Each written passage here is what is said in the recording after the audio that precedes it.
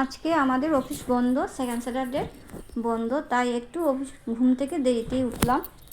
উঠে প্রথমে আজকে বিছানাটা গুছিয়ে নিলাম, একটু সুন্দর করে গুছালাম। তারপর আজকে শনিবার, আজকে আমরা নিরামিষ খাই, তাই কি রান্না করব ভাবছি।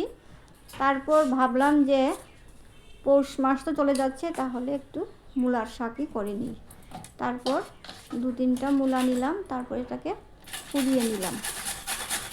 পুড়িয়ে তারপর বন্ধুরা এর মধ্যে লবণ মেখে কিছু সময় রেখে দিলাম। তারপর রান্নার সময় এই মূলাটাকে চিপে জলটা ফেলে দিলাম, যাতে একটু তিতকুটি না লাগে।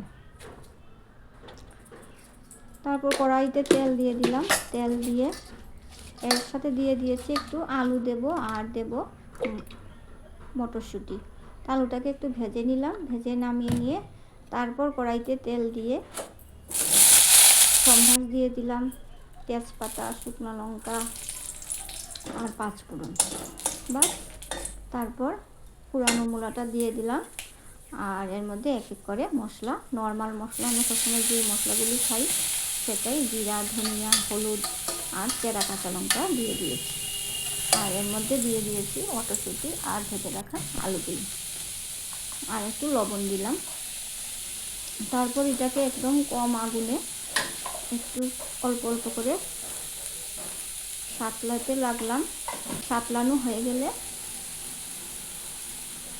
নামানোর আগে একটু চিনি দিলাম আর দিয়ে দিলাম একটু গরম মশলা। আপনারা এই সিজনে মূলার এই রেসিপিটা খেয়ে দেখবেন, ভীষণই ভালো লাগে খেতে। এটা কি মূলা খাচ্ছেন নাকি অন্য কিছু খাচ্ছেন বুঝতে পারবেন না।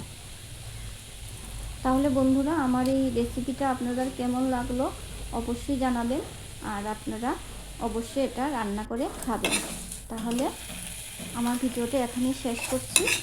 দেখা হবে পরের ভিডিওতে। আপনারা সবাই ভালো থাকবেন, আনন্দে থাকবেন।